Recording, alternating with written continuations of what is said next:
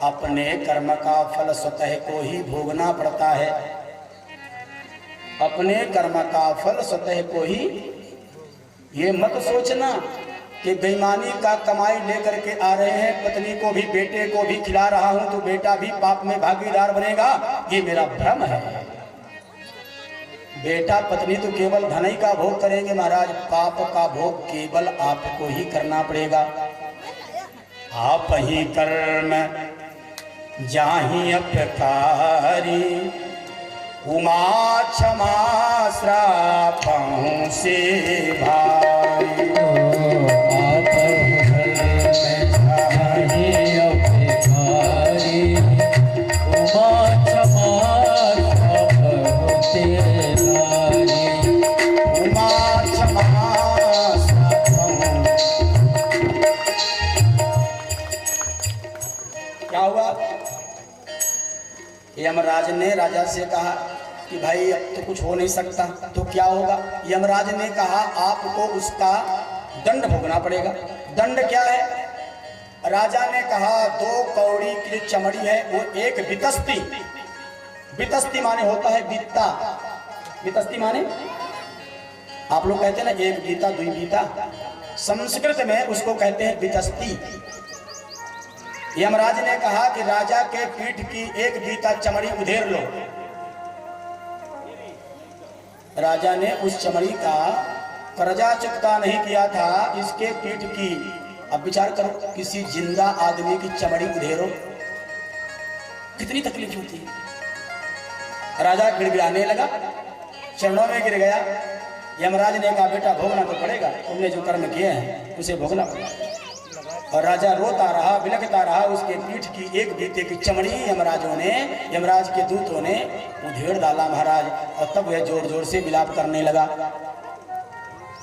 सुखदेव कहते हैं बेटा परीक्षित, जीवन में अपने कमाई पर भरोसा रखना, अपने कमाई पर भरोसा रखना और परमात्मा पर आस्था रखना। भावई कोट हजार कि बसे लक्ष्मी पास, पर बिना ध्येय रघुनाथ के मिले न तुलसीदास। वो देता है तो मिलता है, दुनिया कौन किसको देगी। देनहार कोई और है, भेजत सो दिन रैन। लोग भरम हम पे करें, ताते नीचे नैन।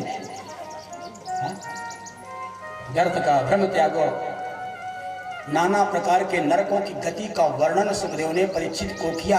परीक्षित जी का शरीर कांपने लगा डर के मारे। ऐसे ऐसे नरक होते हैं? बोले हाँ ऐसे ऐसे नरक होते। मानव की देही पाया पर कभी भगवान का भजन नहीं किया, कभी भगवान का भजन नहीं किया। अरे सुखदेव ने तो यहां तक कहा कि भाय को भाय अनख यार,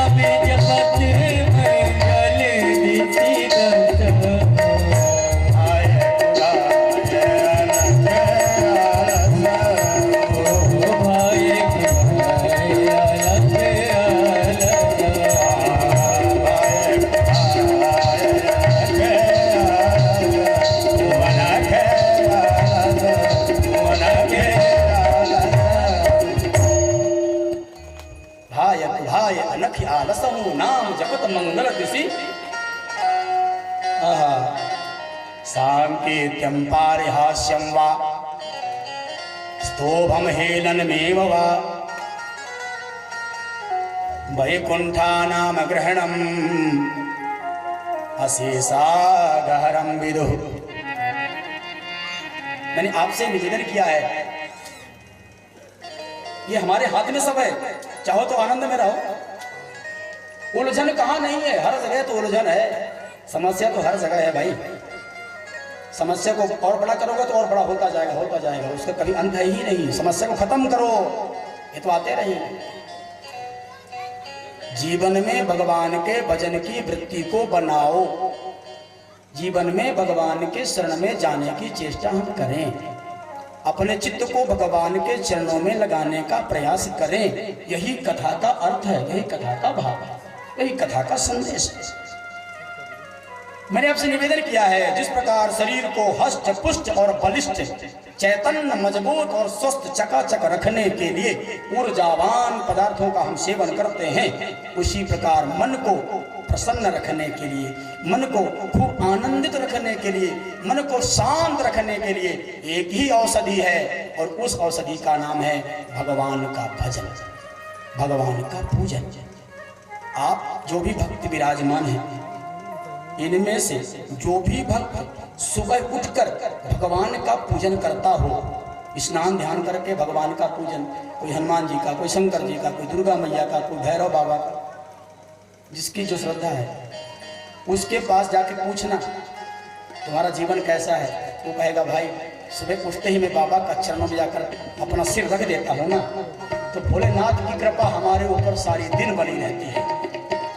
फिर सारा दिन मुझे ना तो क्रोध, ना मन में निराशा, न स्ट्रेस, और न वो उदासी, ना व्याकुलता, ना विह्वलता। खूब आनंद है, खूब आनंद है, क्योंकि जीवन की शुरुआत ही हमारी भजन से हो रही है। हमारे जीवन की शुरुआत भगवान के पूजन से